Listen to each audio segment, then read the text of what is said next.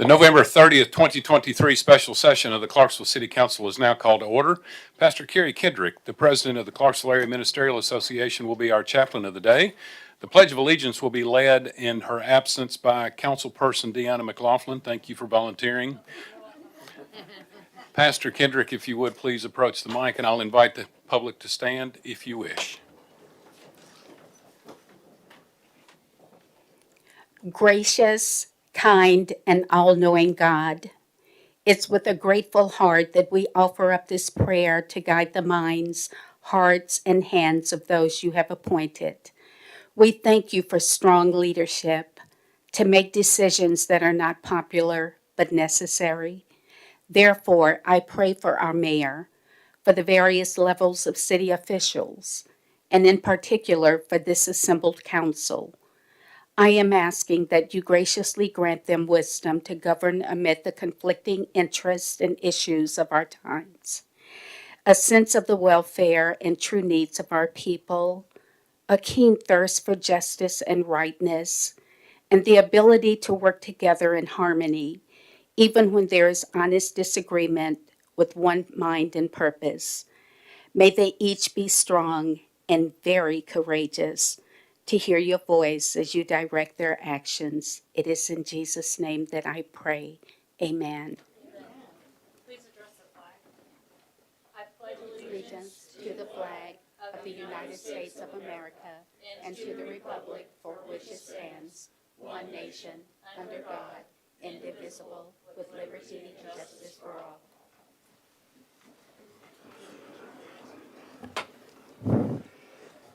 Members, please register your attendance. Madam Clerk, take the roll.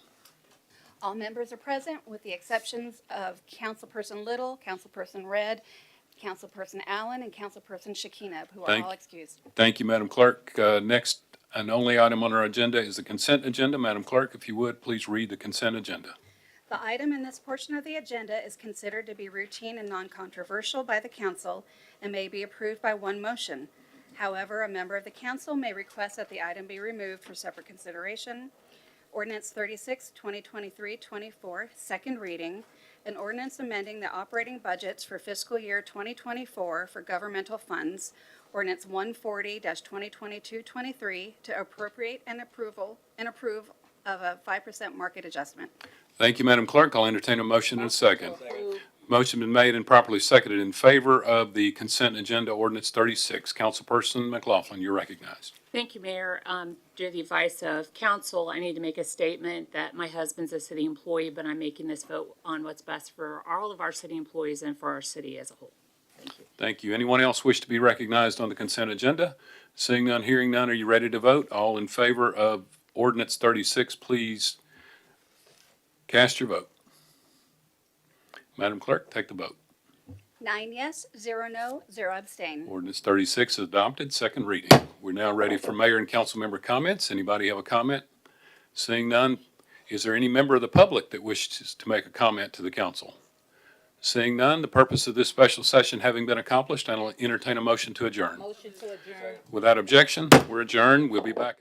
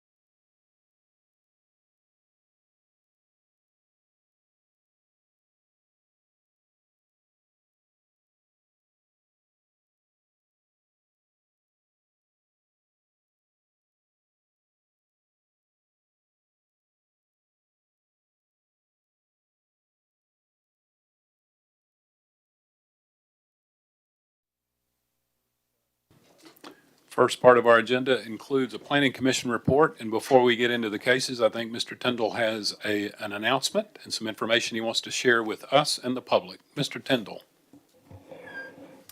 Thank you, Mayor. Good evening, City Council.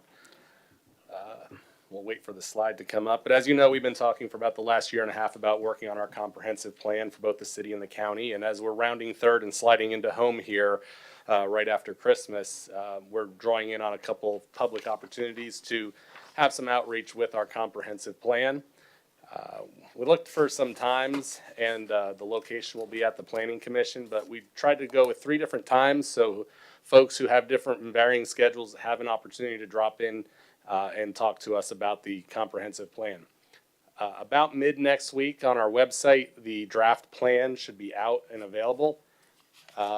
I will say that it may not be as pretty as the final product, but all the text and maps will be in that document.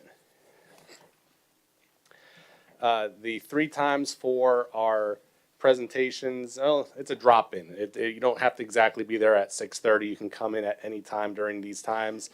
We'll have easels, the document, and several of staff will be there to talk about the plan, answer any questions, and take input.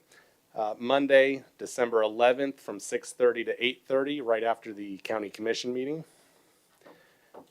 Tuesday, December 12th from 11 a.m. till 1 p.m. And Saturday, December 16th from 10 a.m. to noon. So I feel like we've hit all 3 different opportunities for folks to make it down to the Planning Commission and meet with us. We will have an opportunity to take comments online as well via email. And you can always write to us and send those in as a letter as well if you wanted to. For elected officials, we are going to prepare one-to-one outreach for you all. If you want to take us up on it, you're more than welcome to drop in at the open house. But I figure you may have some additional questions that maybe, depending on the crowds we get, may not have the time to spend and really dig down into it before you adopt this plan. Likely bring this in February to you all. So you'll look for that email in about another week. Once this goes live, then we'll set up times and we'll just set up 30 minutes or an hour, whatever you want, to come down and one at a time and talk to us about that. That's all I got on the comprehensive plan, but it's coming to a close. I do wish it was not around the holiday time, but I think we're just right on the front end that as long as we're done by the 16th, everyone can have plenty of shopping time before Christmas. Good work, Mr. Tyndall. Councilperson McLaughlin, you had a question about this? Thank you, Mayor. Mr. Tyndall, would you be able to email this slide to us so that we can share it with our constituents? Yes, we may actually have a prettier version of this Prettier? than in, just a standalone version of that instead of just the slides. So maybe better resolution, but we did get it out on Facebook yesterday with events so people can sign up if they want to. And we're trying to get some news releases out through the city, the county, and the newspaper. Thank you. Thank you. David Smith, want to know if you're going to have food at any of these? No, just water, sorry. Just David. water, okay. All right. Thank you. All right, first item on the Planning Commission report, item A, ordinance 41, 2023-24. Mr. Tyndall, please, sir. This was Planning Commission case number Z57 2023. The application of Mary Lou Persinger and the agent is Bert Singletary. This is 89.1 acres, currently zoned ag and requesting to go to R2A, C5, and C2. In this picture, you can see the dark blue is the C5 area towards Tiny Town Road and Allen Road, C2 in the middle, and R2A in the back where it touches the existing neighborhood. This is in City Council Ward number 5. It's a large tract of land located at the northeast corner of Tiny Town Road and Allen Road intersection. It's an existing farm with rolling hills, currently being row cropped with a single-family residence on site. The applicant's statement is the property is being rezoned for commercial at Tiny Town Road as an extension of the existing zone, then transition northerly to C2 and R2A, a residential zone to match the R2 on the north property line. Here it is looking towards Allen Road, Tiny Town Road, left to right, and the farm is there on the right side. Probably one of the last large tracts left on Tiny Town Road, except for the farms that exist further to the east towards Trenton Road. And there's the existing development across Allen Road that has been going up the last year. There's a view on site. Here's Allen Road looking back toward Tiny Town Road. And we'll talk about the road here in a second. And another view looking back toward Tiny Town Road. Department comments and concerns. The street department said a traffic study was required and accepted. They will have to coordinate with the city on intersection improvements and roadway improvements on Allen Road. The desire is for a 3-lane section from Allen Road through the property. No other department comments or concerns, and the school system comments about their capacities at Hazelwood, West Creek Middle, and West Creek High are listed.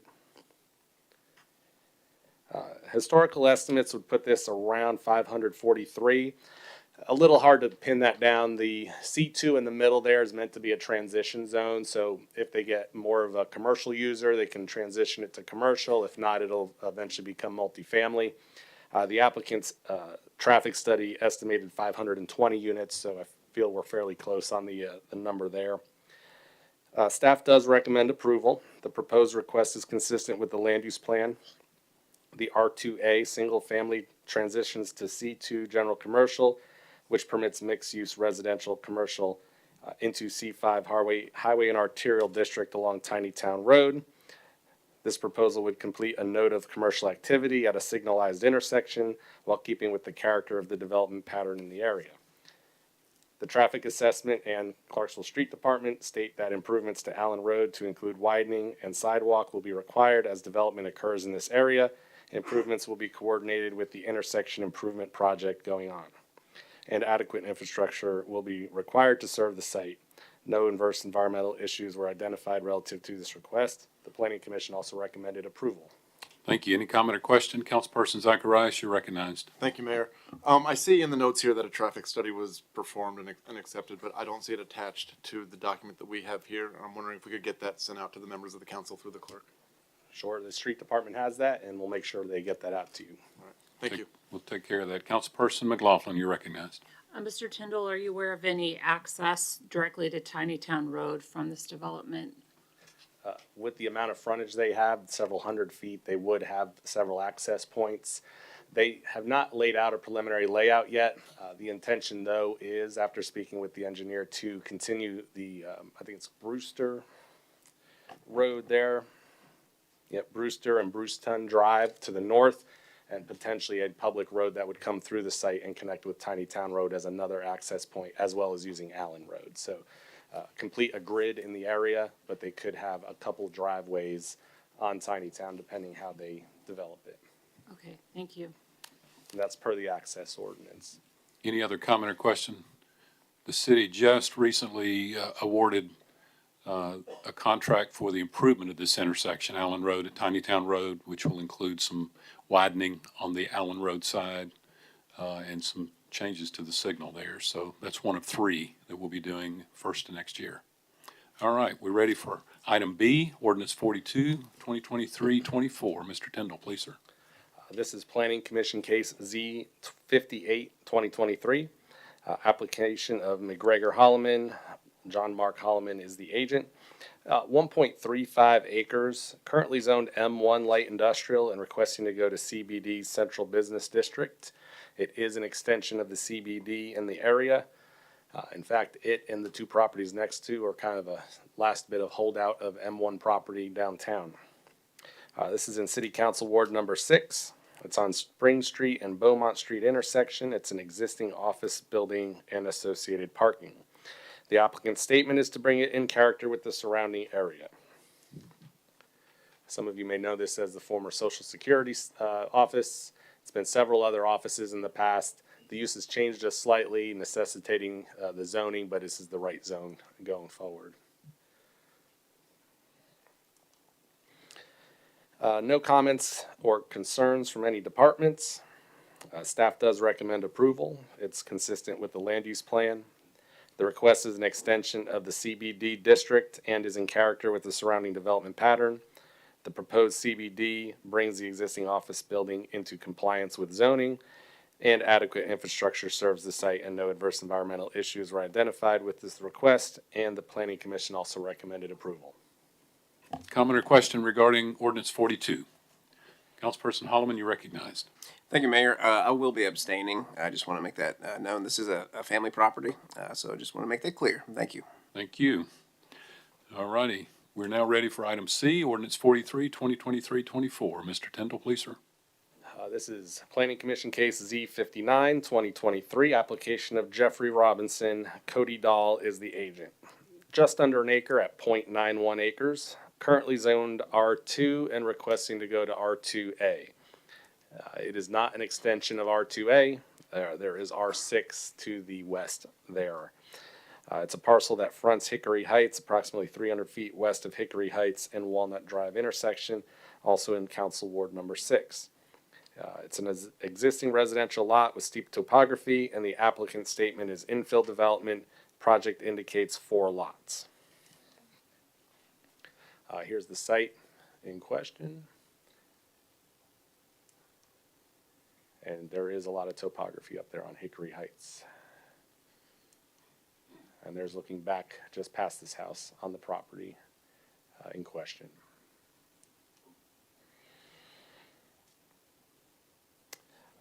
No department comments or concerns. The street department did say that subdividing this would create critical lots and that additional drainage considerations would be looked at during the subdivision phase. By critical lots, they mean that the slope between the lots would have to be looked at prior to issuing building permits, so that one lot is not necessarily flooding another. And the school system comments about their capacities. Historical estimates is 4 units. The applicant's estimate is 4 units. We recommend approval. The proposed zoning request is consistent with the land use plan. The proposed R2A single family is in character with the residential development pattern of the area. And adequate infrastructure will serve the site and no adverse environmental issues were identified. The Planning Commission also recommends approval. Thank you, Mr. Tindall. Anyone have a question or comment regarding ordinance 43? Seeing none, we're ready for item D, ordinance 44, 2023-24. Mr. Tindall, please, sir. This is Planning Commission case Z60, 2023, application of Hunter Wynn. This is .12 acres, currently zoned R1 and requesting to go to R6. It is not an extension of the R6. It's a lot that fronts 7 Mile Ferry Road, approximately 250 feet north of 7 Mile Ferry Road and Old 7 Mile Ferry Road intersection. This is also in Council Ward number 6. It's a vacant residential lot with dirt fill being added, and the applicant's statement is to update and revitalize the lot and area in general. A large portion of this area is zoned R1. A lot of there's 3 cemeteries on the map in your view right now. So obviously R1 was sort of the blanket zone from back in the day when those cemeteries were established.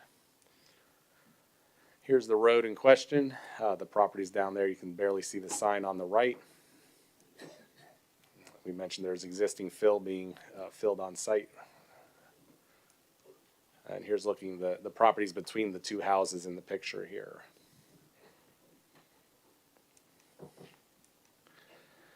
Department comments. Street department said sidewalk would be required per the R6 requirements, and no other comments or concerns, and the school system comments about their capacities listed. Historical estimates would be only 2 lots. That's the maximum you could get out of this property. Staff recommends approval. The proposed request is consistent with the land use plan. The proposed R6 is in character with the residential pattern of the area. Adequate infrastructure serves the site. No adverse environmental issues were identified, and the Planning Commission also recommends approval. Thank you, Mr. Tindall. Any comment or question regarding ordinance 44? Councilperson Reynolds, you're recognized. Yeah, Mr. Tyndall, R6 is supposed to be infill. This is kind of on the outskirts of the city. I'm surprised that we're doing R6 here. I don't even see how it fits in with the area. Am I missing something? And staff had some similar concerns when we first looked at it. This is a road with a series of small lots that would be R6 compliant. They're actually not R1 compliant. They're too small for current R1 standards. And there is transit opportunities out there on the bypass, so that's how we've justified the R6 in this case. Why would they just not go with like R2A or, I mean, because R6 is the only way they could get two houses on that lot? That's correct. All right, thank you. Councilperson Smith, you recognize. Thank you, Mayor. Mr. Tindall, I just want you to know I got a phone call complaint about this from several persons that live in that area, and they was kind of concerned about the R6, of course, we know. But what size would each lot be to build a house? They building houses or apartments? Well, the R6 houses, it'd be Single-family two homes. long, skinny lots, right around 25 foot wide. 0.12 is about the smallest you can get and Right. still divide it into two lots. So it'd be Okay. two of the smallest lots Single. for R6 for this property. Okay, they're homes. Homes. Yes, homes. Thank you. Thank you, Mayor. Councilperson Holloman? Thank you, Mayor. So originally with the R6, that whole zoning really was just to create density with like single-family homes. Is that correct? It was created just prior to my arrival here, and it was meant to be an infill zone near areas that had supportive services and transit, and Yeah. mostly around downtown. I drive on this road. I do know people on that live on this road and surrounding areas. My ward just is a little bit south to it. That's a pretty narrow road. Do you think like putting higher density on that road? I mean, a lot of the times when you're driving on it, you're worried you're going to get hit head on, especially like around the corner where it connects to Ashland City Road. Yeah, I'd put that road at 18 to 22 feet, right in that narrower, not a typical city street right there. But in the end, adding two houses really won't increase the traffic Yeah, much but in that it's area. it's R6 now, and then another R6 comes up, and you're like, oh well, there's R6, well this complements it, and that seems to be the pattern. But okay, thank you. Thank you. Councilperson Smith, you recognize. Just one more time, Mayor. Thank you. Thinking about you're gonna add sidewalks, right? And they're required, and that's gonna make the road more narrow. It's gonna be even narrower, and it is a small road. And I don't know, I can understand what the residents are saying, but, and I know we wanna build up, cause we have people moving in each and out every day. But, I don't know about the sidewalks and the narrow road and then the two homes. I don't know. But I'm kind of leaning with what the resident has said. So just thinking about that. Yeah. Just make sure there's no confusion in case this is brought up next week. The existing lot, they can pull a building permit as an existing lot for one house, even though it's not R1 compliant. They cannot divide it any further except for R6. So it's not the about two. for So they two, can- but right? they You can always definitely build one You can always on build its one. current configuration. So why not we just build one? It's a great question for the applicant. Okay. I believe it's probably made, based on money. But anyway, thank you. All right, any other comment or question regarding ordinance 44? Seeing none, we're ready for item E, ordinance 45, 2023-24. Mr. Tindall? Planning Commission case Z61, 2023. This is adjacent to a case from a month or two ago out there in the Eubank Industrial Park. The application is by Eubank LLC. Johnny Piper is the agent. 2.16 acres, currently zoned M2, requesting to go to M1 light industrial, and it is an extension of the M1 to the west and now to the east. It hasn't shown up on the maps yet.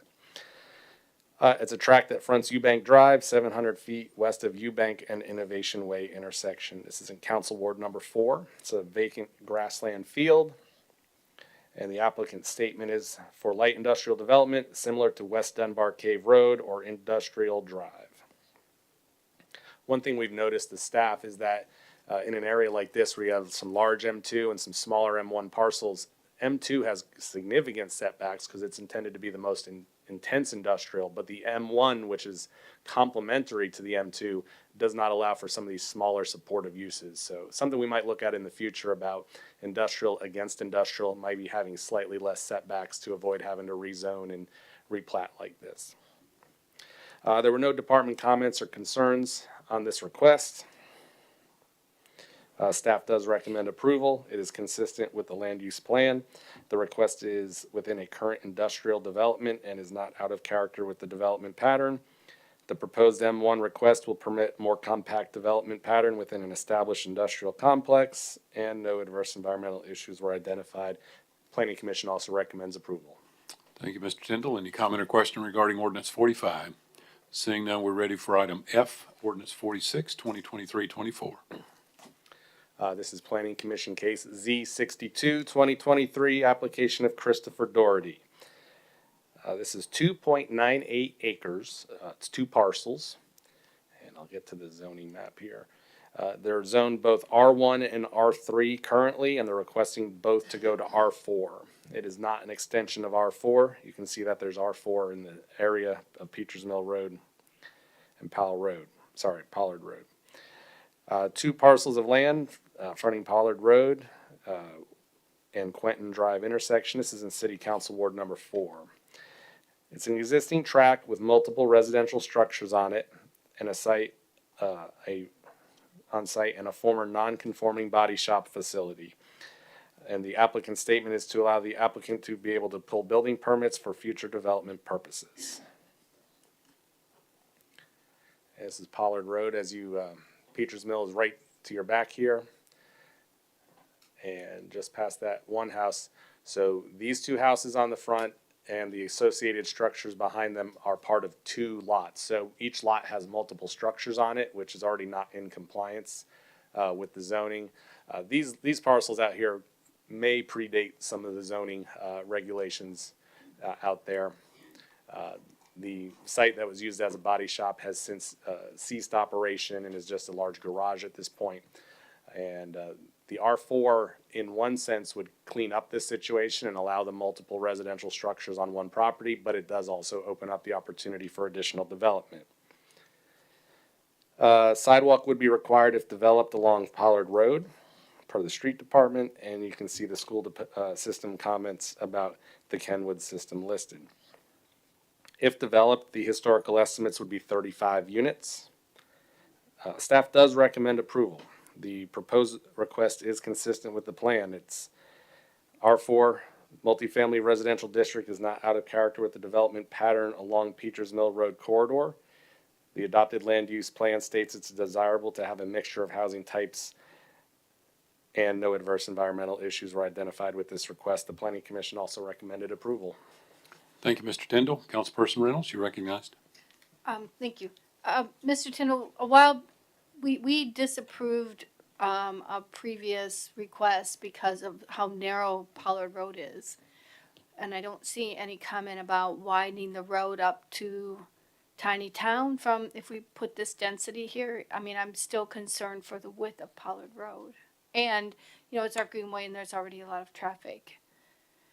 Was there a traffic study required, or is that part of the conversation?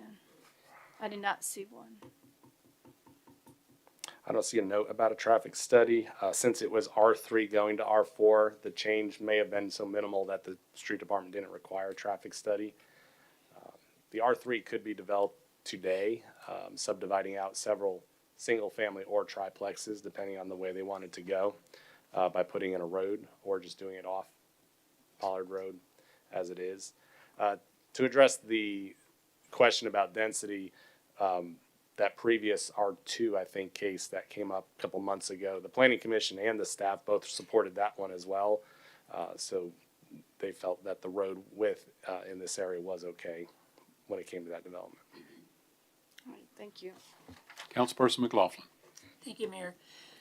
Mr. Tindall, I want to make sure I understood the comment about cleaning up some issues. Since their Doherty's are no longer operating a shop there, they're not required to do a zone change to be in compliance, are they? They're not required to do anything unless they change anything. Right. So you currently have, if you look at the aerial, the zoomed in aerial photo, Right. the lot in the back is compliant to a degree. It does gain its access through the other lot. And then the front lot has 2 residential structures and that garage, as well as other sheds and garages on it. Right. That's what's not in compliance right now with the R1 in the back of the property. But technically, they're grandfathered because that was in a previous life universe, okay? And then I just would like to recommend to my colleagues, take a drive from Providence Boulevard towards the 101 on Peters Mill Road and look at how much R4 is already going on to Peters Mill Road. One of our colleagues had mentioned about possibly needing widening of Peters Mill Road when we were talking about the 2020 plus plan. And if you haven't been in that area, you will be surprised with how many apartments have gone up in that area on a road that needs some help. Not just Pollard Road, but also Peters Mill. So I just ask that y'all please take a look at that before next week. Thank you. Thank you. Doherty's Body Shop was there when Moses and I were in school together. And it predates the city limits. It was not actually in the Probably. city limits at that time. So they've been around a while. Any other comment or question regarding this ordinance? We're now ready for item G, ordinance 47, 2023-24. Mr. Tyndall. This is Planning Commission Case Z63, 2023, application of Robert Holt. Bill Mace is the agent. This is 8.23 acres, currently zoned ag and requesting to go to R2. It's a tract of land that fronts the northern frontage of McClarty Road, 875 feet east of McClarty Road and Witt Lane intersection. This is in Council Ward number 3. There it is. It's an existing single-family residence with varying topography and appears to have been a farm at one point, though it's not been farmed in several years.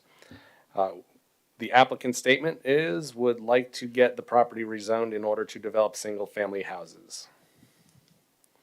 And here's the zoning in the area. You can see the R2 in the darker yellow is completely surrounding it to the north and to the west, and R1 to the east.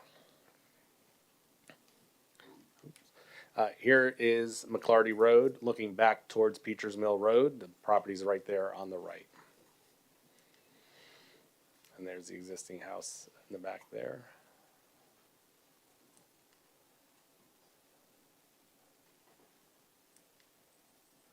And this is looking from Peters Mill back toward the property on the left.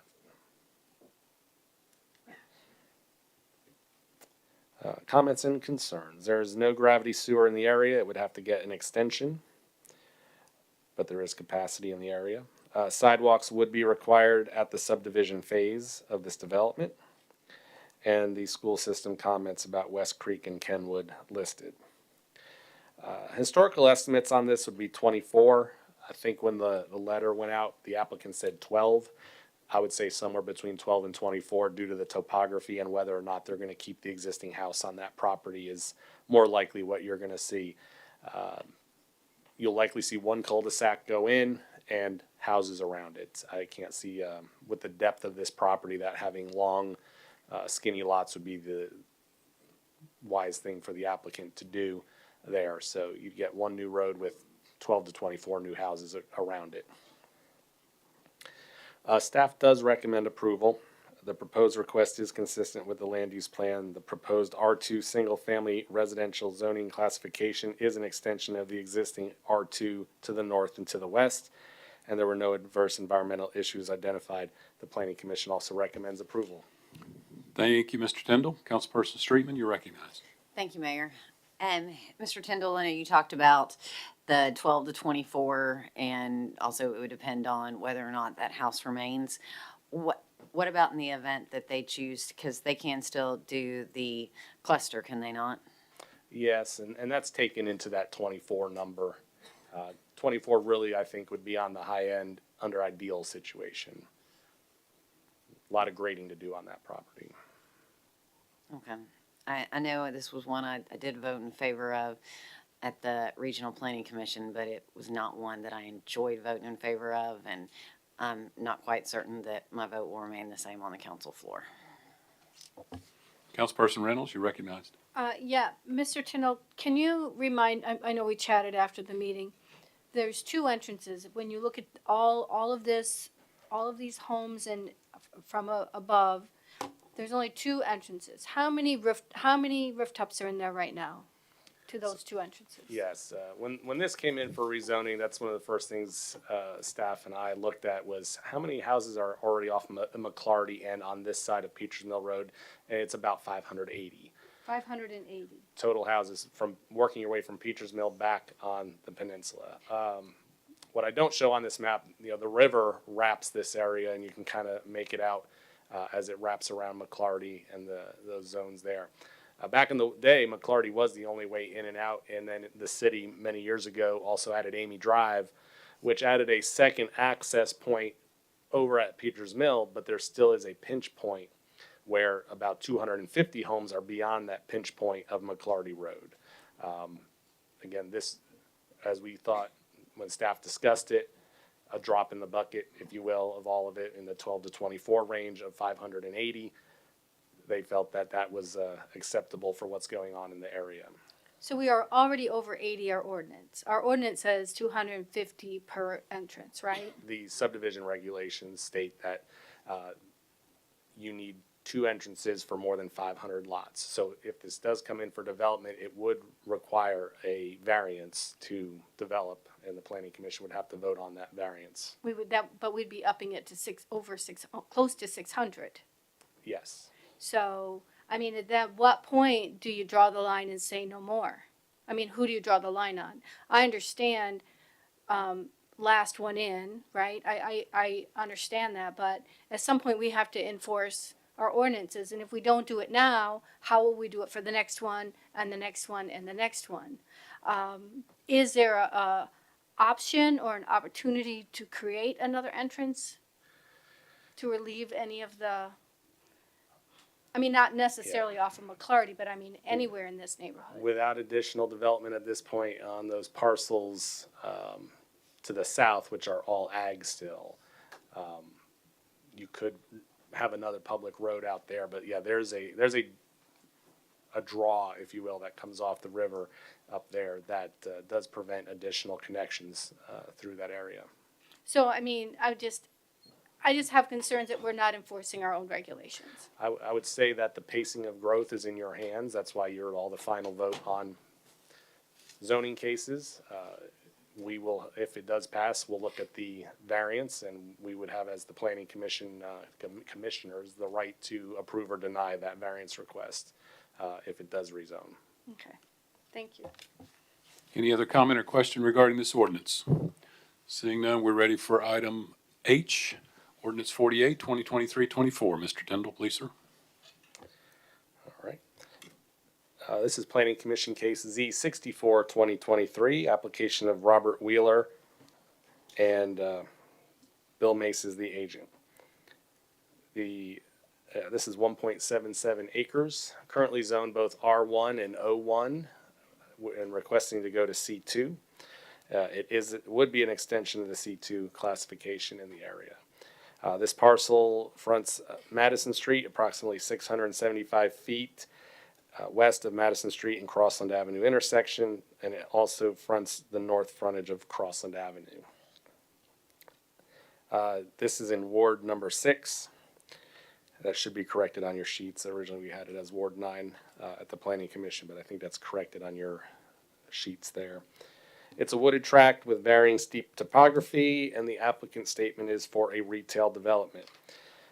It does have previous zoning history from 2006, where it did change the portion of the property to O1. So it went from R1 to O1, and they left a little bit of that parcel of R1 to the west. That R1 sliver, that little yellow sliver you see in there, would be a compliant R1 lot if it was to be developed. And the O1 next to it can accommodate offices, medical plazas, and things like that, not retail, but office use. Here it is on Madison Street on the right. You can see the sign. It does have a driveway opening on Madison Street. The house to the right is not part of this application.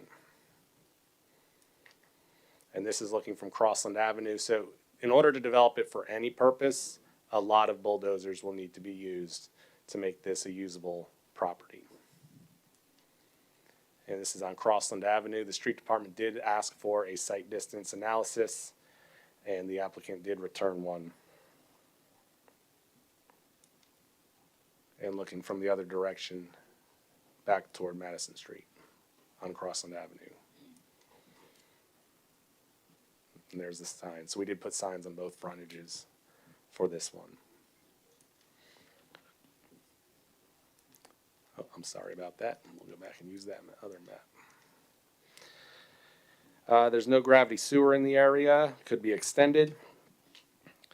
The traffic assessment was required and accepted, and the traffic assessment states no access to Madison Street unless an access appeal would be granted. The street department has also asked them to establish the 100-year flood elevation, as there's a little bit of flood area at the lower portion of Madison and Crossland out there.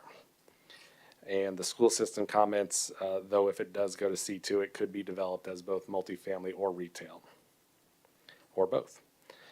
Historical estimates would be 23 units if it does go to multifamily. Again, you saw the parcel. It does have a lot of topography, so that is likely high. Staff recommends disapproval. The proposed request is inconsistent with the land use plan. The adopted land use plan indicates that the present O1 zoning is assumed to be correct unless the proposed zone is more consistent with the land use plan. The parcel was incorrectly zoned in the first place, or a major change of economic, physical, or social nature was not considered in the present plan, which has substantially altered the character of the area. The current O1 district provides an appropriate transition to the single-family residential homes to the west and is in character with the development pattern in the area. The property is located within a residential subdistrict of the Madison Street Overlay District. This property has varying steep topography and encumbers the property and may impact the drainage of the property. We did also ask the Common Design Review Board for any comments on this. Anytime it's within one of the design districts, we ask for comments, and I don't believe any comments were formally presented from the Common Design Review Board to the Planning Commission. The Planning Commission also recommends disapproval. Thank you, Mr. Tindall. Any comment or question regarding ordinance 48? Seeing none, we're ready for item I, ordinance 49, 2023-24. Mr. Tindall.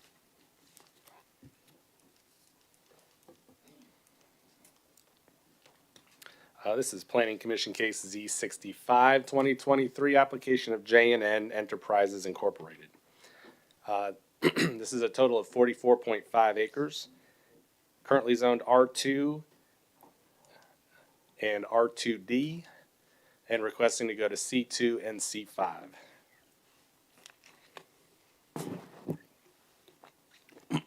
This is in City Council Ward number 8.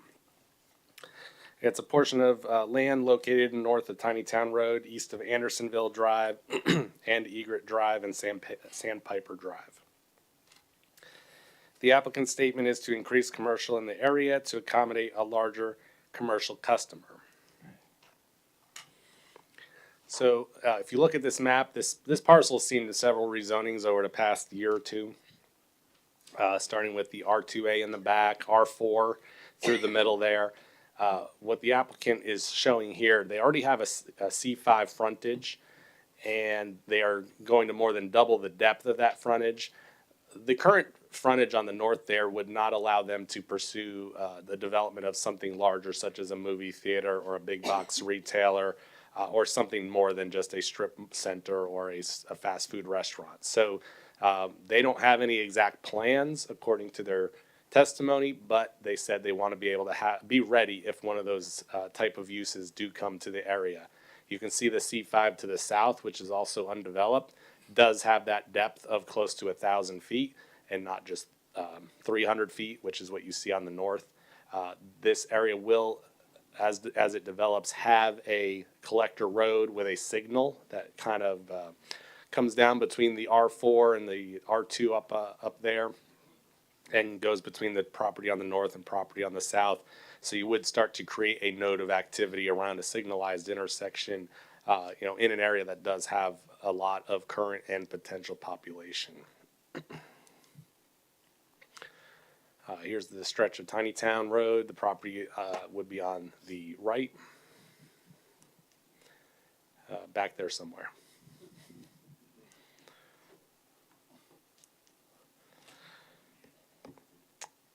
The street department did require a traffic study, and it was accepted. Sidewalks would be required at the subdivision and site review phases of development. A main access would have to align with the previously approved roadway and drive to the south across Tinytown Road and maintain the east and west connectivity from the other roads, Sandpiper and Egret and Andersonville in the area. There were no other department comments or concerns regarding this application. Historical estimates would be 196 additional units if the C2 was developed as multifamily. And again, you can see it touches the R4 to the north and the C5 to the south. Again, this provides that transition zone where if a retailer or a commercial use came in that needed a little more depth, they could use that, or they could use it for multifamily and provide that flexibility between the two zones. Staff does recommend approval. The proposed request is consistent with the land use plan. The proposed C2 district permits a mix of residential and commercial, transitions into the C5 highway and arterial district on Tinytown Road. The proposal would be part of a node of future commercial activity at a future signalized intersection. The request is in character with the development pattern of the Tinytown corridor.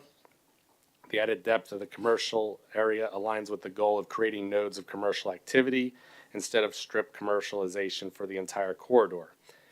Adequate infrastructure will serve the site and no adverse environmental issues were identified, and the Planning Commission also recommends approval. Thank you, Mr. Tyndall. Councilperson Reynolds? Yes, I guess it's more to the street department or to Ms. Canfield. I would like to see the traffic study for this as well. I didn't see it attached. And I just continue to have a concern. The reason I want to see the traffic study is this has been developed in so many pieces, and I want to read this. Are they considering all the growth, or when they do the traffic study, are they only talking about this piece? Because this has been so piecemeal, and then when we get into the interior of it, I want to make sure that we're not going to be pushing the traffic through the other subdivisions, that there is a good arterial road in the middle of this to protect the residents that are on. I mean, we still need to have entrances there, but it shouldn't be the go-to. So I would appreciate the traffic study. Yeah, we'll make sure those studies and assessments are included in the packet. From now on, David, you make a note. Thank you. Councilperson Zacharias, you're recognized. Thank you, Mayor. So the previous speaker asked, pretty much addressed the same concerns that I had. One more. In the historical estimates for this property, it lists 196 units. Is that just for the C2, or is that for the? Just the area that's transitioning to C2. Okay. If you need, we can try to piecemeal together everything you're looking at on the rest of this parcel, if that does help you. That may be in the, and again, that would be under historical estimates, not anticipated. You do have a pretty significant sinkhole in the back of this property, but we can give a general, and I know we did when we did the R4 and we did it when we did the R2A, but we can go calculate the remaining density up here and probably get that out to you tomorrow afternoon to City Council so you can know what the entirety of what you're looking at.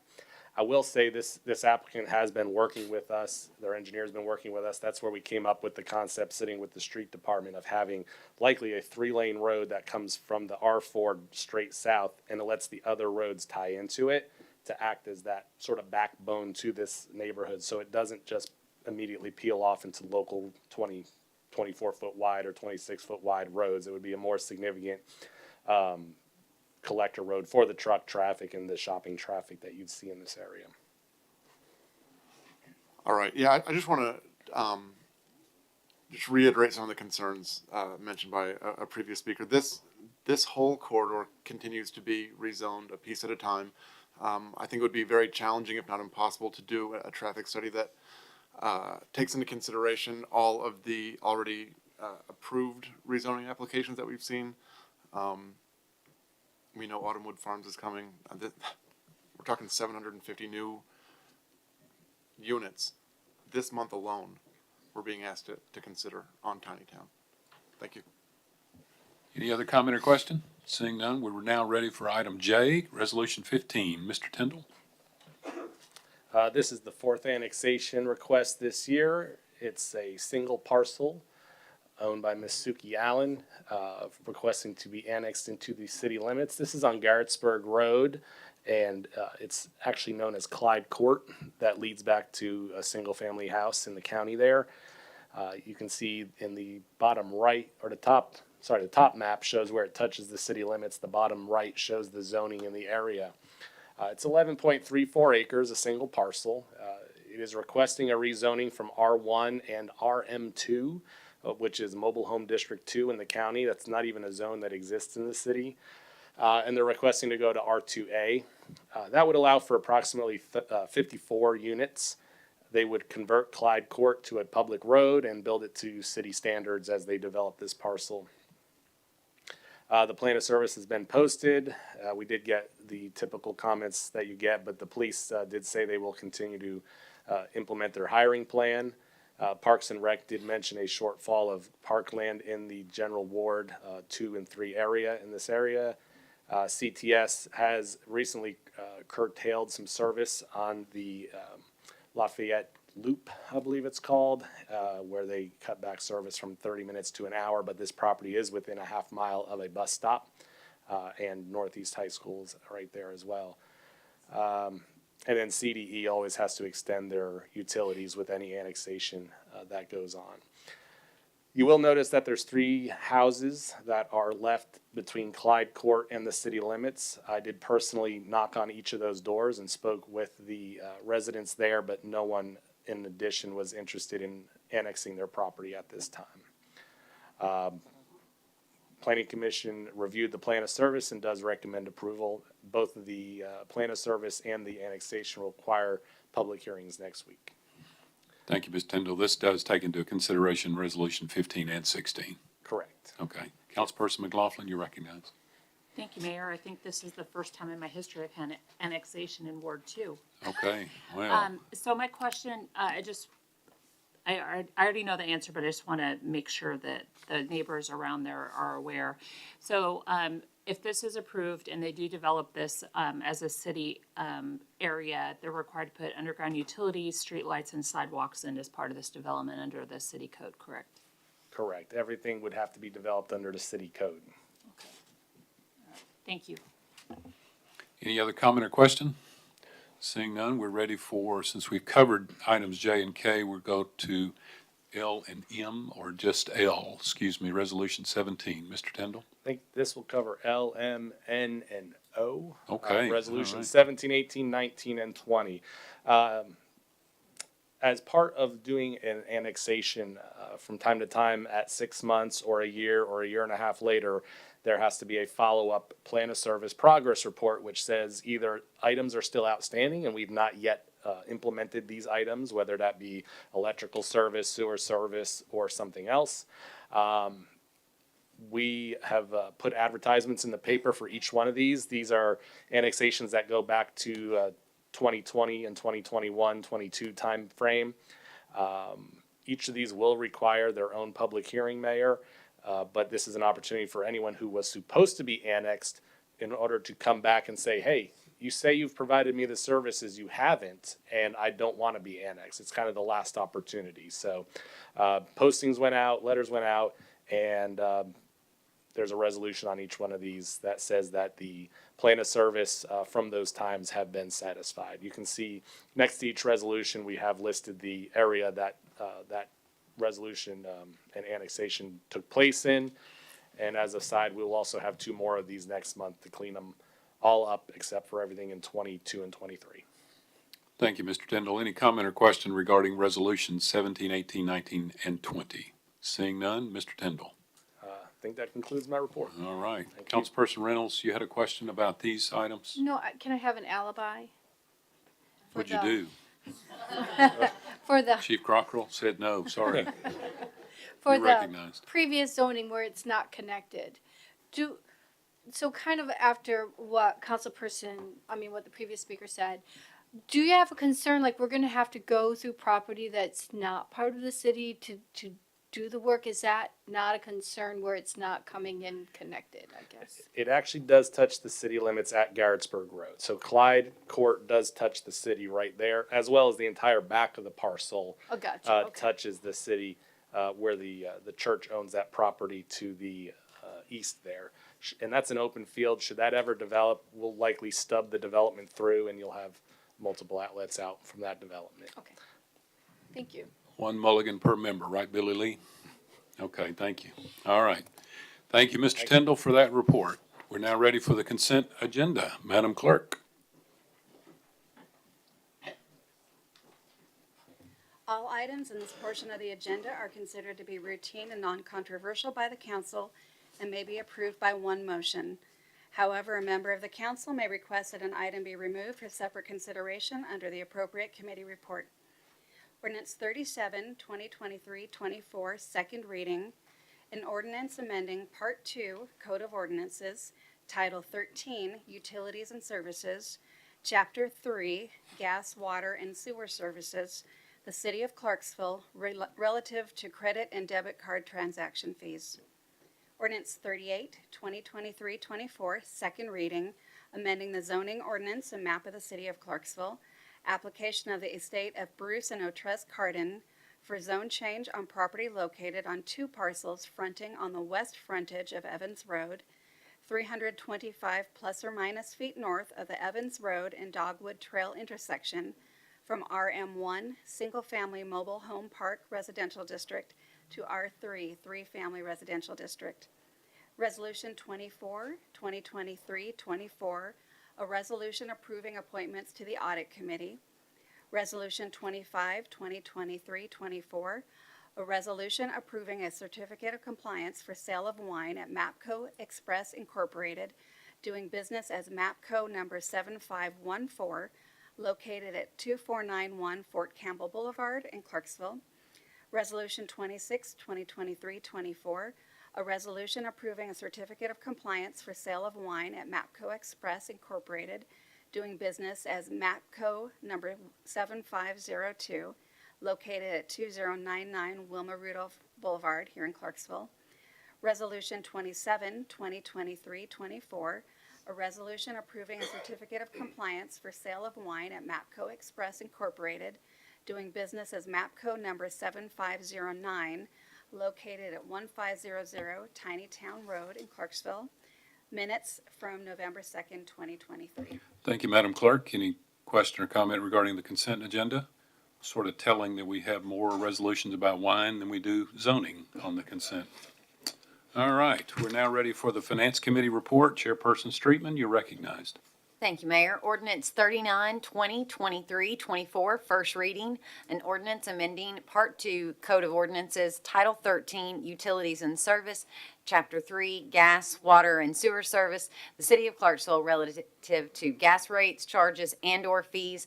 The Finance Committee and the Gas and Water Committees voted in favor of approval. Mayor, if it's okay with you, would you mind calling up Mr. Riggins so he could go over this? Be happy to. Mr. Riggins?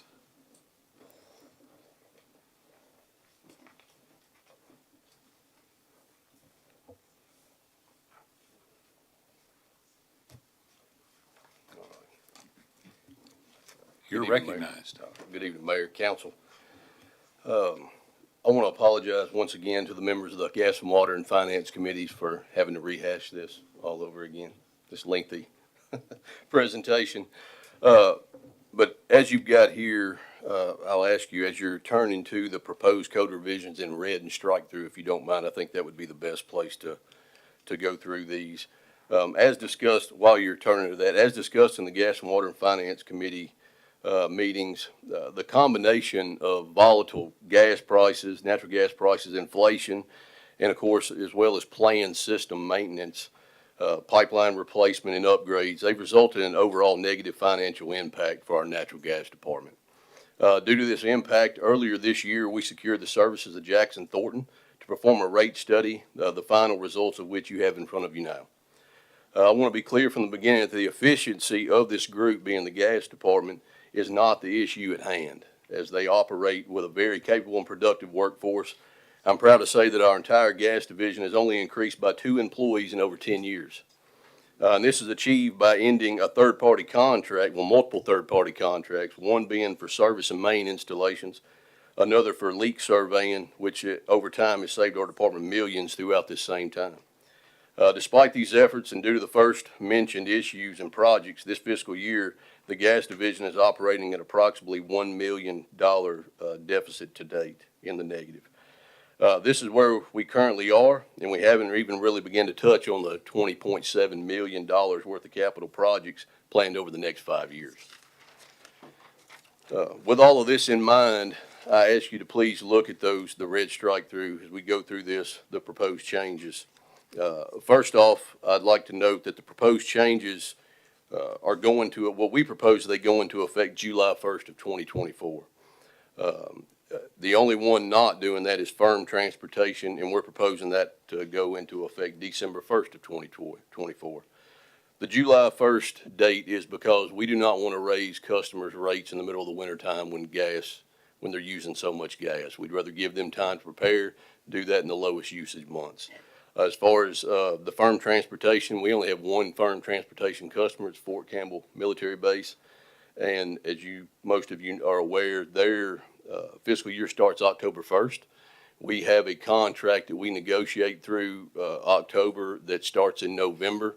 So we want to be sure we get plenty of notice, they've been aware, we've talked to them for the last 1.5 to 2 years, that this is coming, and whatever the study provides and whatever the council approves, it will be passed on to them, just preparing them. They will have numbers now to look at and for us to discuss in the future. You'll see in section 13301 within Schedule A, we're proposing an increase to service fees from $50 to $100 during business hours, and from $100 to $200 for after hours. We'll note these fees haven't been increased in over 15 years. In the rate study, it was confirmed by Jackson Thornton, the representative from Jackson Thornton's. These fees should at least cost the cover of the physical work, the employees going out to perform the work, as well as any equipment used. In doing that, I took an average service department employee that we have, about 15 years of service. Their pay, they make $27 an hour. If you add the 42% in benefits, which we know is our current city average, you're looking at $38.50 an hour. If you multiply that by 2, you're at $77. And then a truck, I can tell you the FEMA rates and the rate that we actually charge for pickup trucks, which is what these folks drive, is $25 an hour. You're already above 100 there, but we do take into account not all of these take 2 hours. They may take an hour and a half. Even at an hour and a half, you're still right at $100. After hours, the reason for the additional cost is, one, the employee's coming from home usually. They're at home for the day. They're driving a truck home. They're on call. They get that standby pay, and anytime they get called out, there's overtime involved, which is time and a half, as you know. And it's also that's also a deterrent for the after hours as well. We've checked with local organizations, including Fort Campbell, just to see, are there any instances where your company, whatever you do, requires someone to move in at a second's notice in the middle of the night where they don't know beforehand they're turning on utilities? We've not found anyone yet. So again, just as a deterrent. Also, what service fees are is related to gas. It's a deterrent to turning off gas in the summer months to avoid paying a minimum monthly bill. Our financials in the gas industry as a whole, your financials, including rate structure, is built off all gas customers paying that minimum fee throughout the entire year. As you can imagine, that's the only way that you can get real numbers and actual figure what your gas rates are be. And I'll cover that fixed cost, why that's so important here shortly. And then so that's that for the service fees. And if you don't mind, I'll ask any questions about that. Sure. Any question about the service fees? Proceed, Mr. Riggins. Oh, we have one. Hang on a second. Councilperson Reynolds, you're recognized. Thanks. And first, I'd like to say thank you, Mr. Riggins, to you and actually to Councilperson Hellman for how we work in the committee. I appreciate the open conversation and being allowed to ask questions, and we don't always agree, but I'm grateful for the teamwork in the committee. Thank you. You're for that. very well. So I guess I will say it to you, but also to my fellow council members. You know, we in our community are facing unhoused issues, people moving in and out of apartments because they can't afford it, and then they have to move into another apartment. And surprisingly enough, oftentimes people become unhoused over $500, $700. The car broke down. I had a sick child, I couldn't go to work. And then I just cannot get caught back up until I have, maxed out my credit cards. I just can't get back on track. So these additional fees, I read a long time ago, if you want to measure the soul of a community, don't look at how many churches and how we pray or who we pray to, but look at how we accommodate and support our most vulnerable residents. And I understand that equitably on a business note, we do individually, what does it cost? But as a community, I would rather that we continue to spread the cost of on and off services to the ratepayers, not per on-off fee, because that is only going to make it harder for people to stay in a house or to get back into a home. So I would rather not see this increase. It's 100% increase. If I may, Mayor, I just want to say personally, as what Mark Riggins would like to see as a person, I may not be opposed to that. As general manager of gas and water, as we've discussed at length, I'm not able to do that. There are certain laws, requirements by state boards, including the Comptroller's Office, the T-Board Board, that they will not allow me to do, which I'll cover further in some other areas of these codes. I'm not allowed to do that. I think there are areas within city government that you are able to do that. Utilities is not one of them. So that's just Okay, my, thank you. my piece. Any other comment or question regarding the service fees? Proceed, Mr. Riggins. Yes, sir.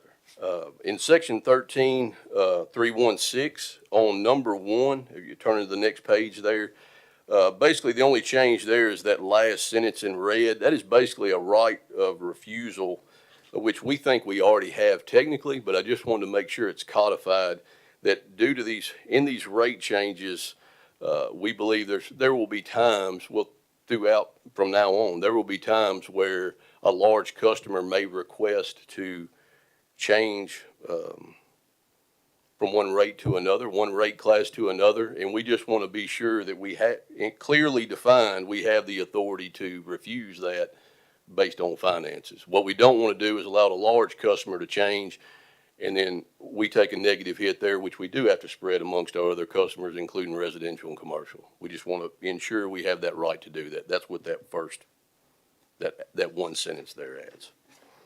And then you'll see number 2, we're proposing deleting in its entirety and replacing it with a better format, including the final results of the study. And if you'll go through a couple of pages past the strike through, you'll see the new number 2 we're proposing. The first paragraph basically mimics the code for water rates, which better describes the usage charges, the meter charges, demand charges for one firm transportation customer, and then overall commodity charges. Under section 1, usage charges, these spell out how we capture the variable cost within the natural gas system, which includes repairs, leaks, third-party damage, anything like that, future projects, maintenance projects, new projects, etc. You'll see on that first spreadsheet or box there, on every one of these, section 1, 2, and 3, it shows the current usage charges because they will still be in effect if this is approved through June 30th of 2024. So we don't want to take that out of the code. We want to keep that in there where the customers can still go to the code within that time and see what their existing rates are. The next 4 small spreadsheets or boxes, they show incremental increases over 4 years, the last of which being effective July 1st of 2024. Just as we did in the water, we think that's the best way, and it worked out well in the study results. Just those incremental charges over time. We didn't want to hit customers all at once, all at one time. Section 2, a couple of pages later.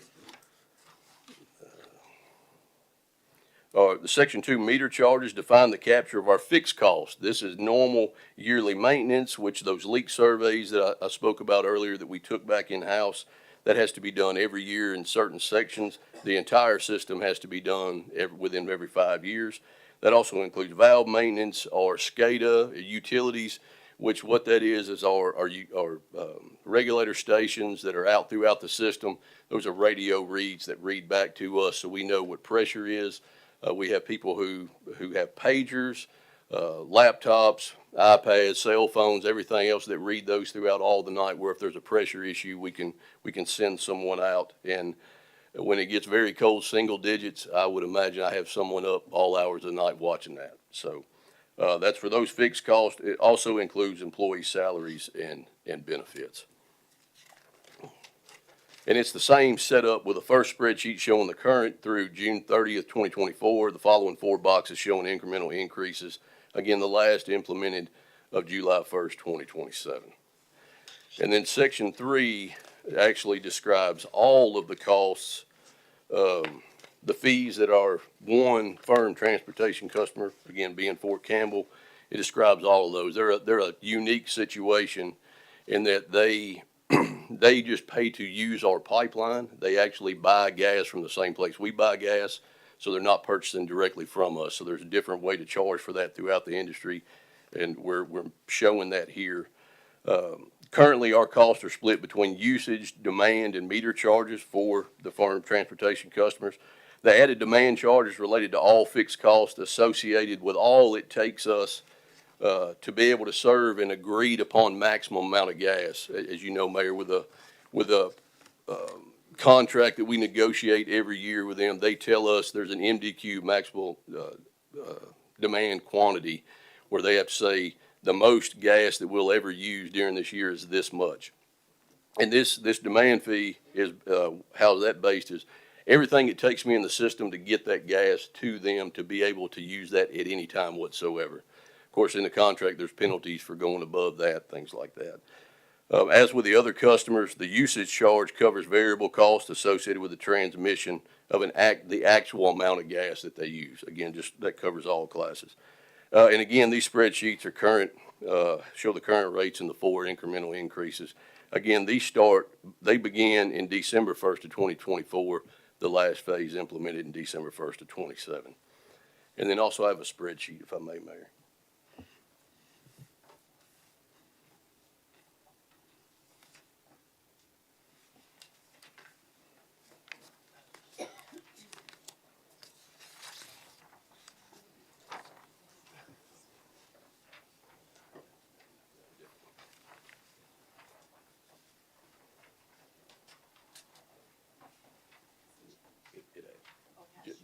I'll explain.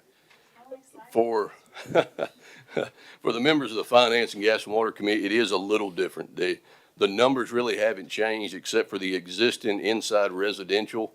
That spreadsheet that I passed out before, it's actually .088. You'll see the spreadsheet you had before rounded that up to .09, and I wanted to show you the actual numbers.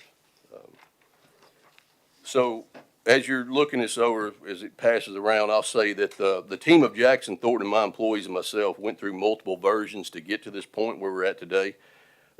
Currently, with the rates we have now, we're only capturing approximately 90% of recovery of our expenses.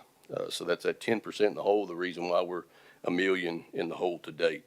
This proposed version puts us at 97%. Which we believe we can work within very well, making minor adjustments to our future budgeting. Also, you will notice we are again closing the gap between our inside city and outside city customers. We spoke about that during the water rates two and a half years ago now. I will tell you, back then I believed that the state at some point would force us to make a move. I can tell you the conference earlier this month, representatives from the state comptroller's office spoke about the new T-board board, and it's just a matter of time to where if you do have separate rates, if you do have different rates for inside city, outside city, you have to show them why financially that you have that. Just as I said in the water, I asked back then why we did this. Can we prove it? The answer is no. We have no justification for doing it. I'm not saying that the city of Clarksville or Gas and Water never had. I'm saying the point we're at now with our service area, with everything that we do, there is no longer a financial reason to do that. Actually, we can prove that there are customers outside the city that are cheaper to serve than some customers in certain areas of the city. Especially in gas, for instance, my gas originates for Clarksville in Jolton. So the customer I have straight across the street from me, from my number one station at exit 31, is probably one of the cheapest customers I have to serve, because I don't have 20 miles of pipeline, regulator stations, everything else to maintain, if that makes sense. Currently, 23% of our gas customers are outside the city limits. So currently, the way it sits and what I would have to show this board when they come, and I believe that they will, that 23% of our customers are currently subsidizing the other 77%, and I can provide no financial reason for doing so. I want to start this now. The reason being, we have great history with, great interaction, great relations with our state regulators, whether it's finances, inspections. As you well know, you see the inspection letters that we get, seems like monthly here lately. But in those relationships we built with them, anytime that we start to date over the last probably 5 years, anytime we've started before the legislation hit and we show that we have a plan, they've allowed us to continue with our plan instead of slamming the door and doing something. You've got 4 years to make this right. They've allowed us to continue on, and that's our purpose. In the spreadsheet now, you will see what we've shown here is basically the same thing that we did with water. This is all for residential. And you'll see residential inside in the top box, residential outside in the bottom box.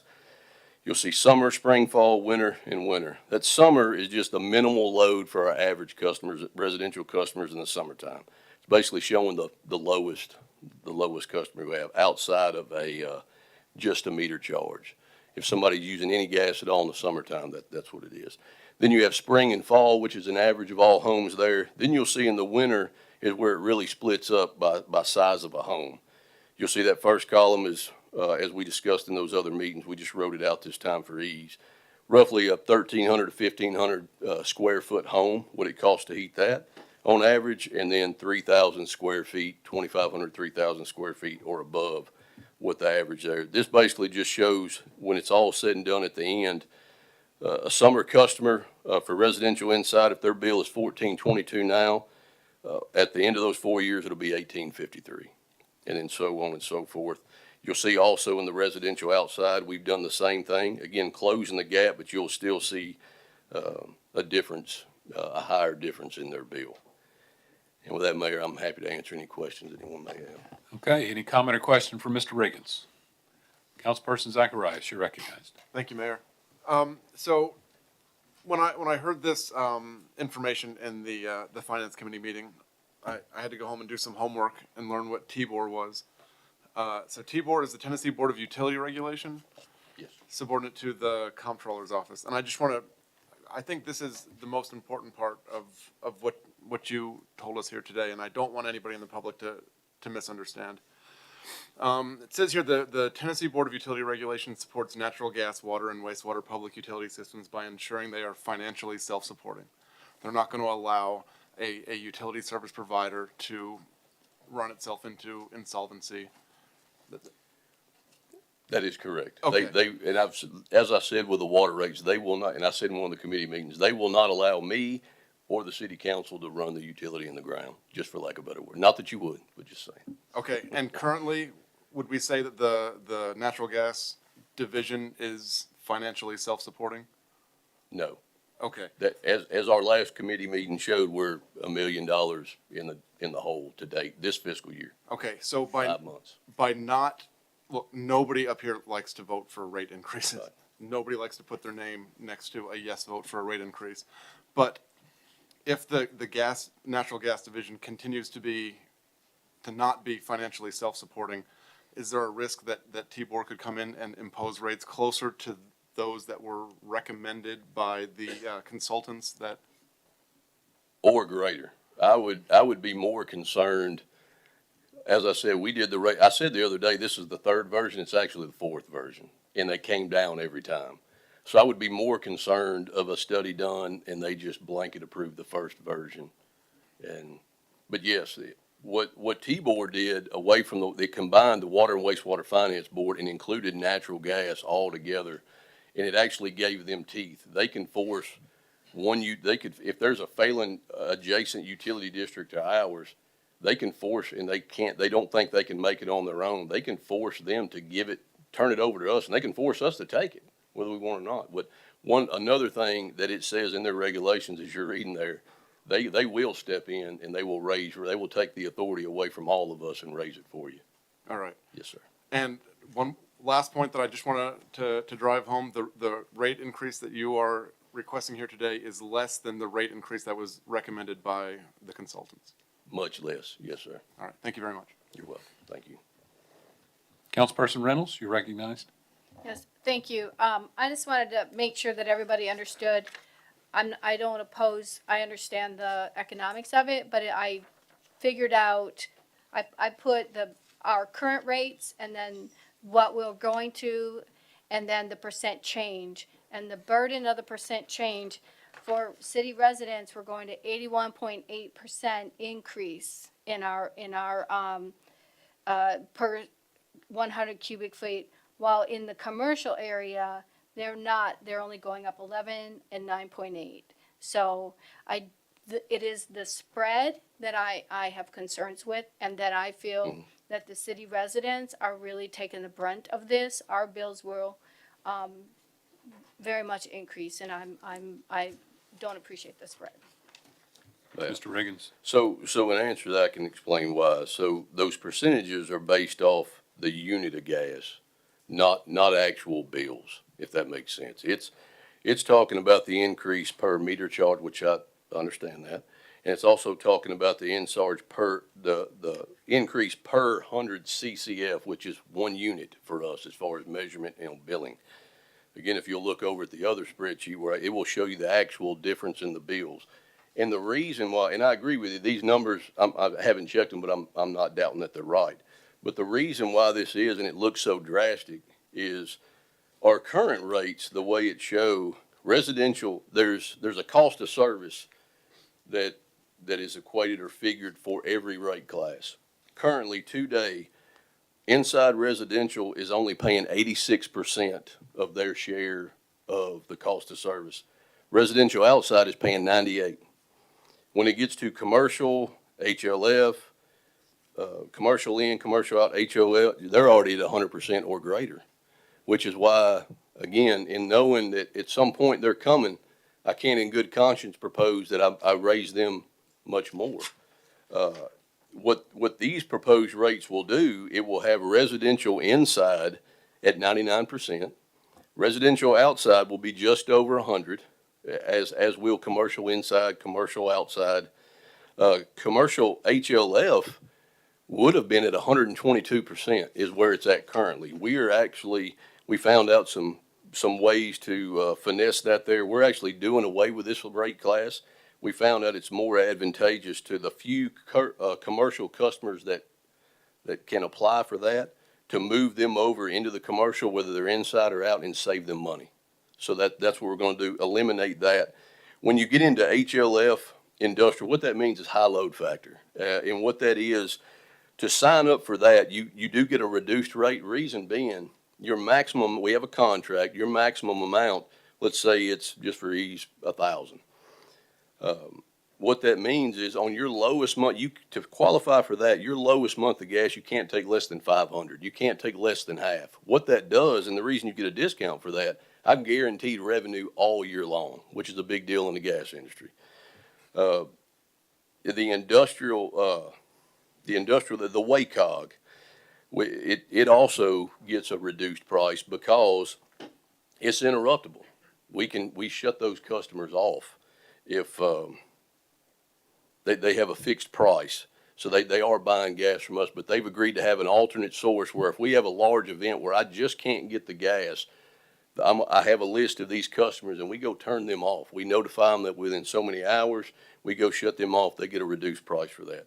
The government rate is Hopkinsville and Guthrie. And what you're seeing there is virtually no increase because they're already at 99%. We're leaving them at 99%. And while we're doing that, our neighbor communities there, if we raise theirs very much more, we're pricing them out of natural gas sales. As I'm sure you're aware, natural gas is the one utility where you do have options. I don't want anybody to do this, so I hate to even say and give anybody any ideas, but you can go with me with natural gas. You can get propane. You can go all electric if that's what you choose to do. So that's why those government rates at already 99%, we're not touching them. We have a few customers in transportation, which is interruptible, and then the firm transportation customer, which is Fort Campbell. You will see such an increase there because both of them were only paying 38% of what their impact to my system is. The first version that we got back was so great, there was no way that we could put that on the installation. And I mean, it was more than double what their actual bill is, and we just were not comfortable doing that. Again, we're going to work with them to incrementally get it to where it's supposed to be. But the reason these are, it looks funny here, but if you'll look at the actual bills, that's how we got to this fourth version. We looked at the bills with the actual cost. The unit price, gas fluctuates so much, it's not really it's not a good litmus test of what the billing will look like. You have to take their average bills, which is what we have here, and sit down and look at what a customer, what's reasonable, what gets me close to 100%, but doesn't go beyond what they're able to take. And I believe that's what we have here. Councilperson Reynolds, you have the floor. Oh, I'm sorry, no. Oh, you're done? Okay. Councilperson McLaughlin, you're recognized. Mr. Riggins, could you please email us the updated spreadsheet? Yes, Thank ma'am, you. I will. And this will, as I said the other day, now that we have this one, this is what, if approved, we will send out to the public just as we did the water spreadsheet, just so they're well aware. And just so you know, well, all of you know, our top 10 customers, which fall in those industries and all those in Fort Campbell, we will meet with them one-on-one to discuss what the impact will be. If you'll put a date on that spreadsheet too, just so we know, we track it Yes, by I will. date. Anything else? Oh, no, thank you. Okay. Councilperson Streetman, you're recognized. Thank you, Mayor. Mr. Riggins, I'm going to follow up a little bit on conversation or some answers you had for fellow council member from Ward 1. You were talking about that fiscal year to date, we're $1 million in the hole. Yes, ma'am.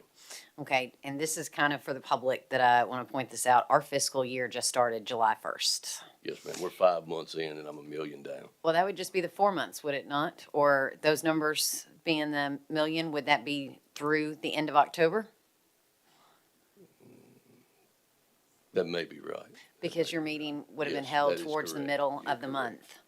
And also, I think you pointed out one of the reasons we'd be waiting to put this into effect would be because the summer months, obviously, are going to be your lighter months. So we're looking at likely, that's the lighter. I mean, we've got the winter months here to go. That Right. this is going to really kind of ratchet up what that number is in the whole and why. I mean, and again, I'm kind of just saying this for the public to make them aware the need that we have to be able to do this. And I appreciate my fellow council member asking the questions that he did as well. But That's one of the things in talking about what we're able to do and what we're not able to do. We're not able to subsidize, we've got to try, if we know that's happening, we have to try to eliminate that. The timing is what we can control. If it's something we can take and come out of slowly, we're fine with doing that. And I think we're doing a good job of that, doing this in July. Well, and I appreciate your plan on this, not just for this year, but in the years to come. And it's not just throwing it on them in one fell swoop either. So thank you for everything you've done for your work on this. You're welcome. Thank you. Councilperson Reynolds? Just to follow up with that though, during the winter months is when you go above, right? You have the belt, you go down in the summer and then you go back up. So you don't stay $1 million in the whole year. We Only during shouldn't, the but summer. also what the study will show you, the gas industry that's so volatile, which is why we changed 7 years ago when rates were increased. The price of gas is a pass-through. Then there's fees we have on top of that. And you should never have yourself tied to rates that you have to do that. If you have a mild winter, which we've had to some degree, a mild year so far, let me say that. Monday didn't feel like a mild winter, but so far it's been mild as far as gas is concerned. And what the fear is, you go into a hole that you don't come out of. And what we're showing is with over the last 2 years is you're right, it ebbs and flows, but we're steady not catching up. If we were, I probably wouldn't be standing here right now. But we're not catching up by $1 million. We're not, right? I mean, we Right. don't, But also remember, we haven't started these capital projects, which I have to start.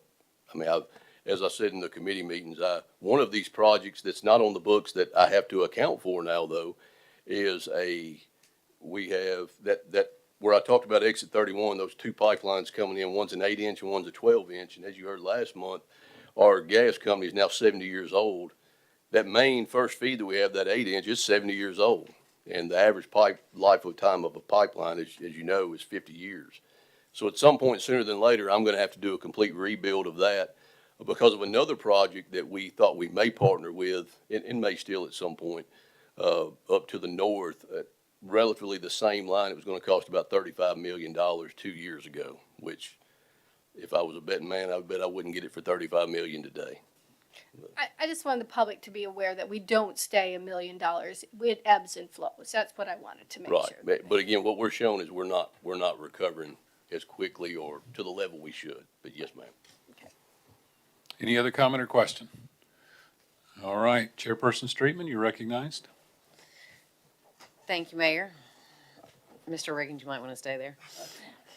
Resolution 23-24, a resolution authorizing a utility infrastructure agreement between the City of Clarksville, Tennessee, and LG Chem America Advanced Materials, Inc. to define utility service demands, capacity reservation, construction, and all associated costs and/or fees. The Finance and Gas and Water Committees both voted in favor of approval. And Mayor, if we could let Mr. Riggins speak on this as well, too, please. Please do. I will try to be much faster with All this one. right, and Thank you. let the church say amen. That's right. So as you'll see, this is a utility-only agreement, has nothing to do with taxes, anything like that, property. Basically, it's only for utilities between us and LG Chem, the new, you've seen the announcement in the news of them coming. If you don't mind turning to attachment A, which is the actual agreement, I will hit the highlights of this and of course answer any questions that you may have. And specifically, if you look on page 2, you'll see a lot of numbers there. That's basically what they're planning on taking in water, their demands throughout their build out. That over on page 3, it's a sewer consumption or sewer collection on that as well. If you look at page 4 is where we really get into what the agreement defines. You'll see a spreadsheet there, project descriptions, project names of 7 projects. The first 3 are 1 water project and 2 sewer projects. I want to be clear right out of the gate. The LG Chem is responsible for paying for everything associated utility-wise with anything whatsoever that they're required to put in to serve production for their site. Project 1, water project 1, and the only 2 sewer projects there, they have to design and build these themselves. We'll approve the plans, we'll inspect these. They build everything outright because they have to have these done before they open their doors, basically. And we know, because for the sake of time with bidding and construction, things like, they can do that quicker than we can. And plus, again, we want them to pay for those. But you'll see projects 2, the remaining water projects 2 through 5 are separate there. They will be separate. They're defined separately. Reason being, you'll notice water project 2 is a very long length of 24-inch ductile iron pipe. Project 3 is a 2 million gallon water tank, which is it's similar to the tank right there at LG across from Google right now. Water project 4, another 24-inch line, and water project 5 is a booster station. It's basically an upgrade to Rossview booster station. Those are projects that are large enough, especially you can imagine building a water tank. I don't want anyone else to design. I want to control everything that has to do with a water tank. They're so heavily regulated and they have to be built just right. We want all the control. So what we've agreed to do in this agreement is we are going to design and build those. And when we contract this out and pay out those invoices, this agreement, we pay the contractor because they've contracted with us. we send those invoices to LG Chem and they reimburse us that money on the month. It also has in here, not clawback's not really the word, but if at some point their project stops, any projects that are ongoing at that point, they have to finish those, they have to complete those projects, and then they won't have to go any further. Because again, they won't need those pipelines, we won't either, because we won't be serving them anymore. But you'll see that at the bottom of page 4, the infrastructure agreements for those first 3 projects. Page 5, you'll see the projects, the final 4 water projects there. When you get to page 7, section 206, again, I'm just going through the highlights here. Easements there, easement acquisition will be at their expense, and it'll be their work to do. They're going to partner with we're going to help them as far as giving them our standard easement descriptions, legal paperwork, things like that we worked with our legal team to hone in on.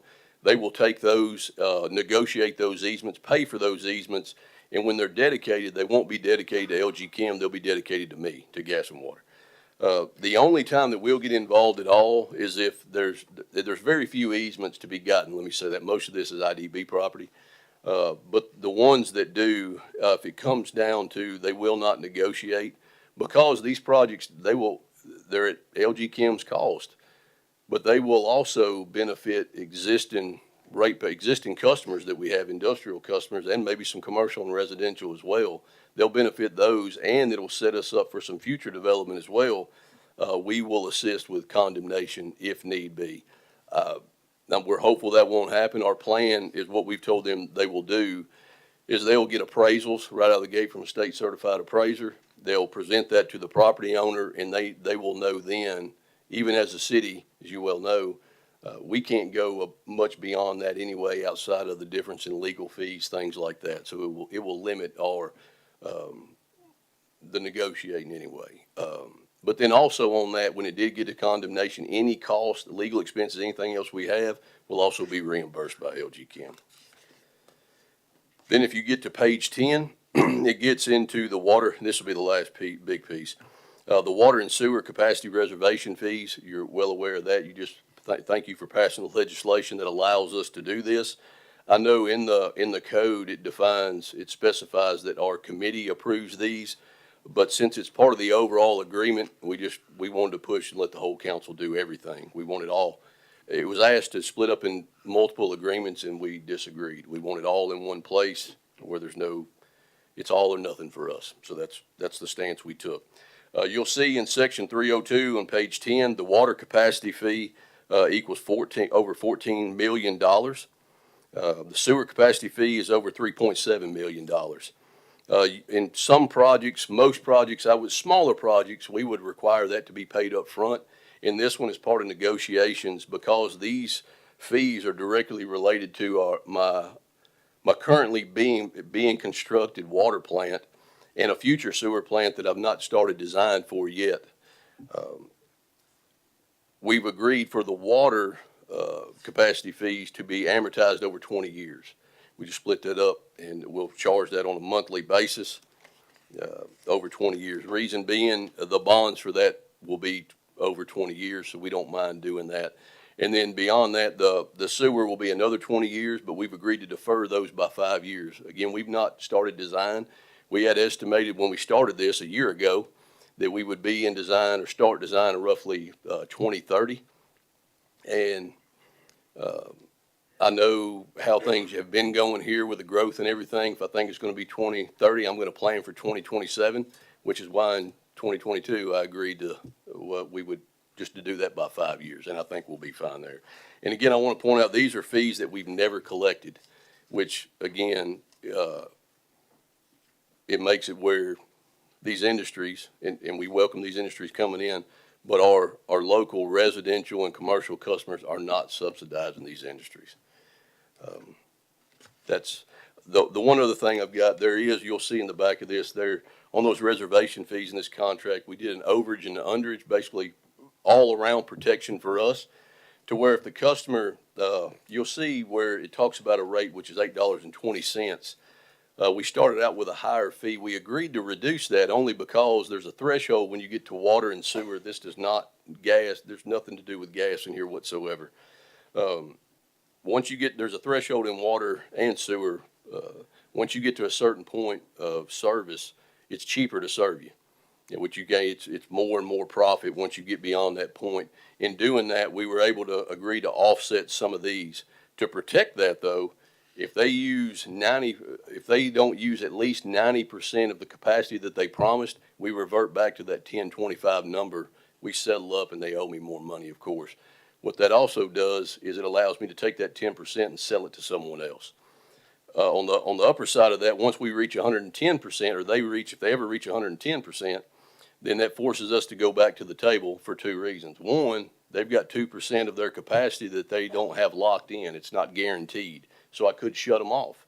They're not going to want that. And then also that extra 10%, I'm going to want my capacity fees for that as well. So again, Mayor, that's the highlights of what I have. I'm happy to answer any questions. Okay, you heard the abridged version. Any comments or questions regarding this resolution? All right. Thank you, Mr. Riggins. And let me just say again to you and to your team, what a great job you did negotiating this with LG Kim. It was touch and go for a while, but you protected the city, and I want to congratulate you for that. Thank you, sir. Thank you for your help, Will. I appreciate it. Chairperson Streetman. Thank you, Mayor. That concludes my report. All righty. We're now ready for the Gas and Water Committee. The chair is not here, so he'll have a complete report next week. Neighborhood and Community Services Committee, chair is not present, out of town. He'll have a report next week. Parks and Recreation Committee, the chair is in place. You're recognized. And I too will have a report. All right, thank you. Public Safety Committee, the chair is on medical leave. We are addressing, taking up ordinance 35, 2023-24. First reading, that was postponed from earlier this month at the regular session. An ordinance amending the official code, Title 10, Chapter 3, pertaining to economic development entertainment complexes, better known as the anti-noise resolution regulation. I think we have an amendment. Councilperson Lovato, you're recognized on the proposed amendment. Thank you, Mayor. I do have an amendment that I'm going to bring forward next week. It has a strike through. We are changing the name, or proposing to change the name, from ballparks and concert venues to sports and entertainment complexes. And it is also adding language that limits the decibel levels that they can get to. The current decibel level is at 65, and it does not allow them to exceed 80. So it still gives them an extension, but not an unlimited one. And that is my amendment. Okay, you've heard the amendment. Any comment or question regarding the amendment? Seeing none, okay.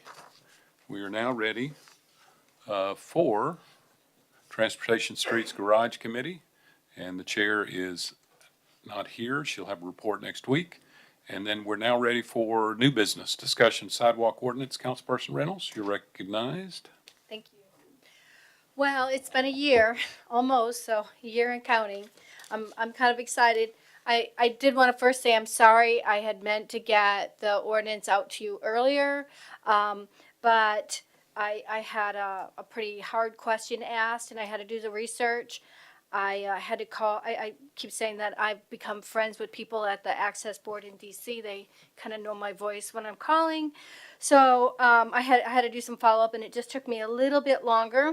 So I just want to go over the highlights from what I presented last time. So what I sent was 2 documents to you.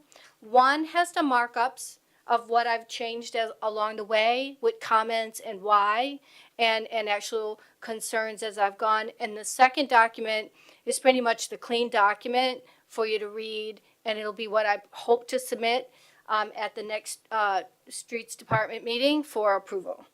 So let me make sure. Yep, so the changes that I've made is, one is I removed the in lieu of fee language. There was a court case. It was decided in Nashville. It actually wasn't decided. 6th Circuit Court indicated that they would have to make a decision by trial in Nashville based on the Nolan versus California Coastal Commission Supreme Court case, and they remanded it back. So that court case is ongoing. There's been no decision, but based on that, I sat down with Mr. Baker, and he made the recommendation that I remove the in lieu of fee. It is kind of with regret I had to do that, because honestly, that was one of the main reasons that I started the process, based on input that I heard at the RPC. But I think it's in the best. So that did some other changes based on that in lieu of fee. And one of them was I changed the streets department has sole authority to grant waivers to sidewalks. And the waivers are clearly outlined in the document. All waivers that if you're not going to put in a sidewalk have to be done in writing. And I removed from the original documentation that the waiver would be voted on in the committee, and I made it so all waivers must be presented at the committee meeting for discussion and review. We will not vote or approve them. I also added an appeal process in case the property owner does not agree with the streets department. I added an appeal process, and that will come to the committee for an appeal process.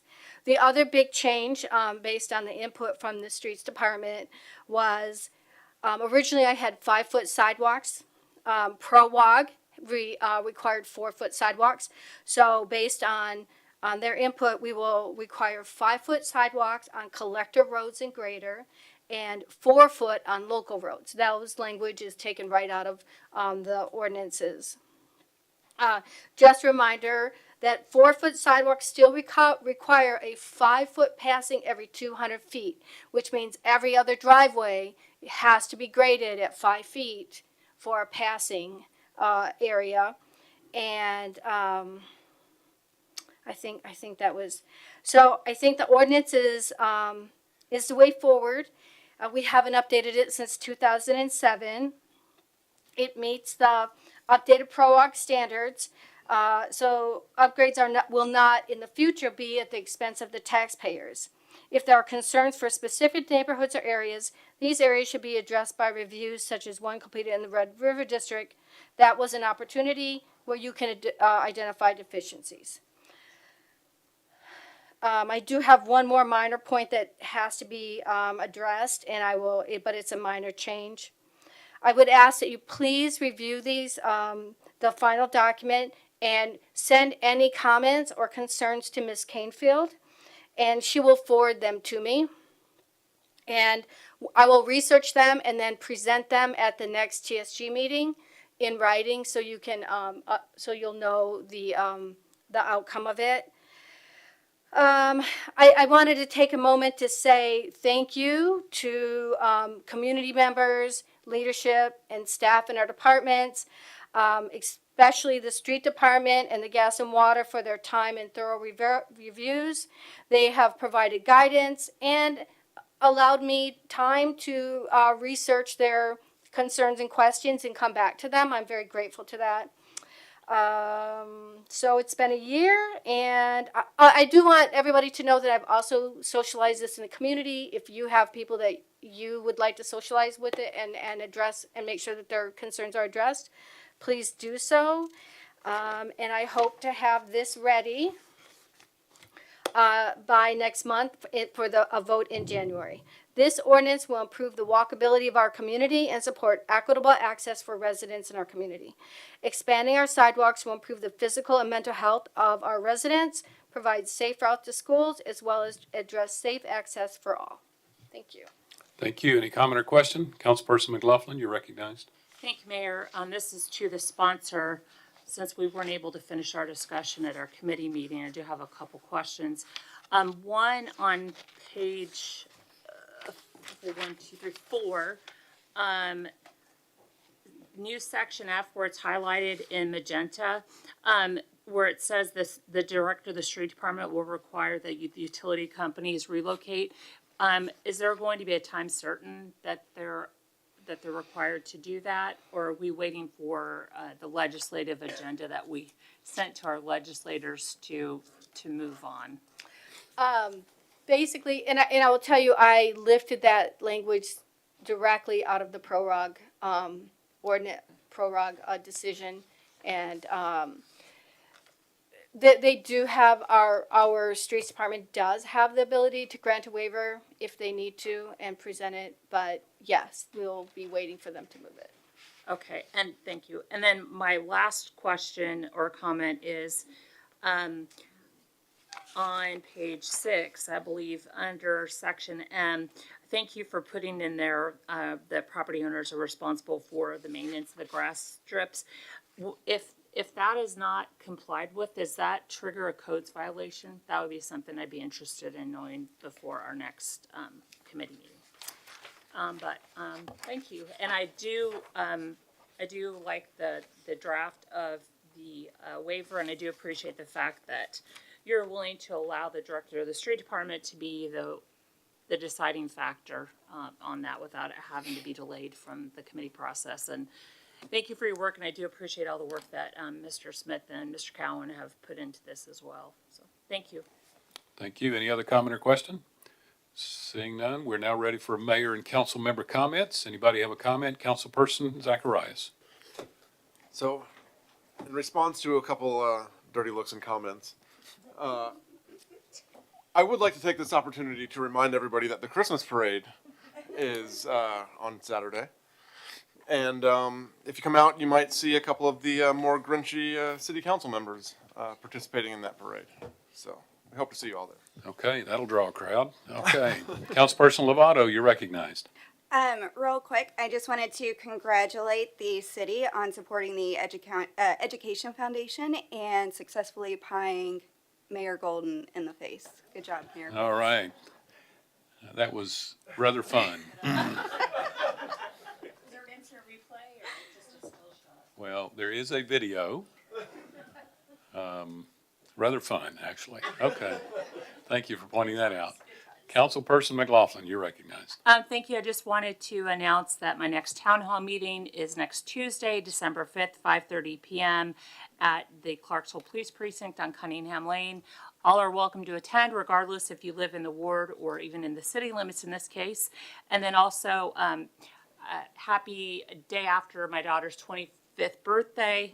So she's a quarter of a century old, which makes me feel better about having a daughter that age. Okay, thank you.